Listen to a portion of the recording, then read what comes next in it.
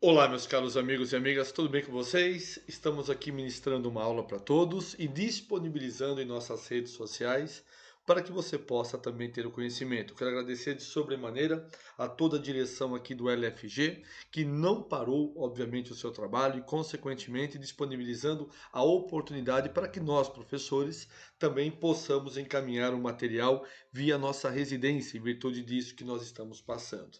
Bom, o tema aqui nada mais atual, não é, Carlos? Sobre o teletrabalho.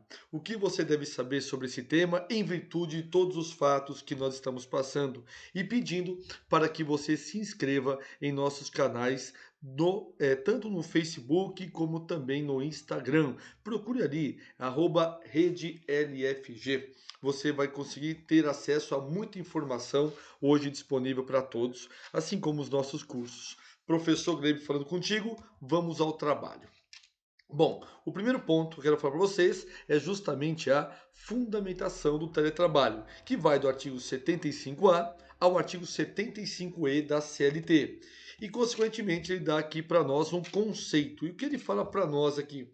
A prestação de serviço pelo teletrabalho, em regime de teletrabalho, pelo empregado em regime de teletrabalho, observará o disposto neste capítulo. Então, a reforma trabalhista de 2017 trouxe para nós aqui algumas novidades sobre esse assunto que, obviamente, está muito comum nos dias de hoje. Dando sequência, o 75B, ele dá para nós aqui o conceito de teletrabalho. Considera-se teletrabalho a prestação de serviços preponderantemente fora das dependências do empregador, com utilização de tecnologias da informação e de comunicação, que por sua natureza não se constituam como trabalho externo. Então aqui, gente, é muito claro, muito evidente para todos nós a situação concreta a hora apresentada. Tendo em vista, gente, que o teletrabalho ele é considerado como um trabalho fora, um trabalho extra, mas obrigatoriamente acarreta aqui de uma forma muito bem clara, pessoal, essa via telemática.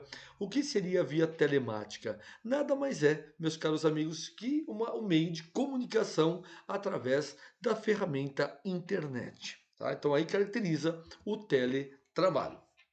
Dando sequência aqui.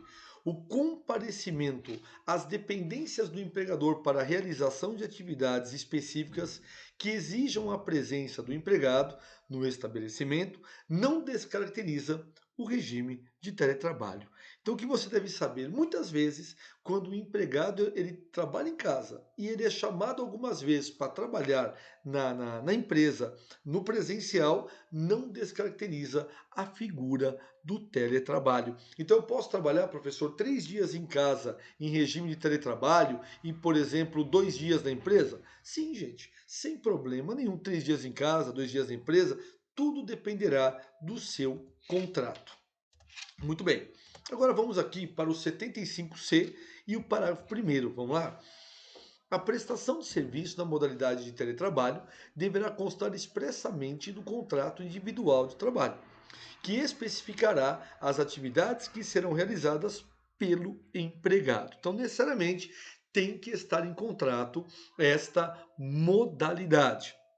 Já o parágrafo primeiro poderá ser realizada a alteração entre o regime presencial e o de teletrabalho, desde que haja mútuo acordo entre as partes, registrado em aditivo contratual.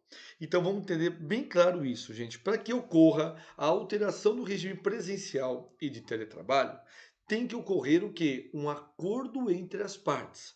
Então, via de regra, não é uma imposição, tem que, obviamente, ter o acordo entre os envolvidos, conforme o artigo 75C da CLT. Agora, olha o que diz o parágrafo 2º. Poderá ser realizada a alteração do regime de teletrabalho para o presencial por determinação do empregador. Opa, aqui já mudou. Então, o teletrabalho para o presencial pode ser o quê? Uma imposição do empregador, garantindo o prazo de transição mínimo de 15 dias, com correspondente registro em aditivo contratual. Então, quem trabalha já em teletrabalho e necessariamente for para trabalhar em casa, sinceramente, meus caros amigos, aqui o artigo não deixa outra hipótese que não traga isso. é uma imposição do empregador, mas tem que ter um aviso mínimo de pelo menos 15 dias. E sempre, claro, né, gente, com a alteração no contrato de trabalho. Trazendo aqui o 75D, olhe que novidade interessante. As disposições relativas à responsabilidade pela aquisição, manutenção ou fornecimento dos equipamentos tecnológicos e da infraestrutura necessária e adequada à prestação do trabalho remoto, bem como ao reembolso de despesas arcadas pelo empregado, serão previstas em contrato escrito. Pois bem, conforme a CLT, meus caros amigos, vai depender do contrato os gastos com o trabalho via telemática. Então, olha só que interessante, o 75D, ele nos traz quem que tem essa responsabilidade. Lembrando que a MP 927 busca totalmente outra situação, em que a responsabilidade é do próprio empregado por isso, ok? Vamos lá. O parágrafo único determina o quê? As utilidades mencionadas no caput desse artigo não integram a remuneração do empregado. Ou seja, os valores que eventualmente a empresa paga para a internet, energia elétrica, notebook, não integra a remuneração do nosso empregado. Pois bem, e o 75E, ele fala o que para nós? Que o empregador deverá instruir os empregados de maneira expressa e ostensiva quanto às precauções a tomar a fim de evitar doenças e acidentes de, vamos lá, trabalho.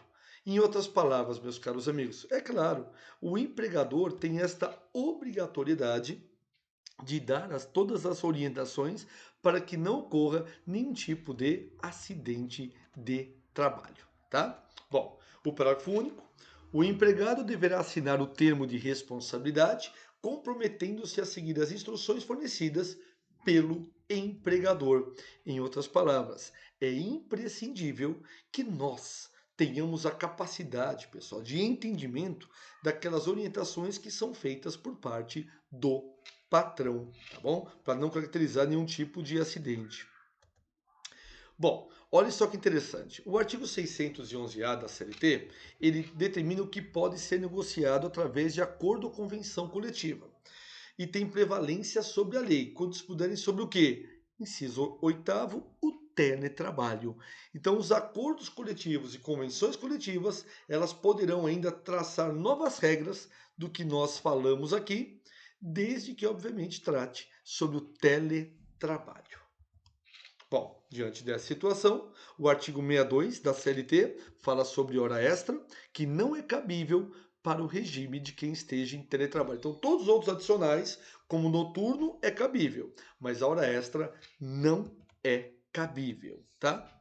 E para fecharmos, o teletrabalho está a partir do artigo 75A ao 75E da nossa querida CLT, e os principais pontos é exatamente tem que estar em contrato, o acordo eventualmente tem que existir para eventuais gastos que se tenha com a internet, e o empregador é obrigado necessariamente, meus caros amigos, a se ater a todos os detalhes, ou seja, aos cuidados com a segurança, a medicina do trabalho, junto ao empregado. Tá bom? Então fica aqui a dica a todos vocês. Obrigado pela participação.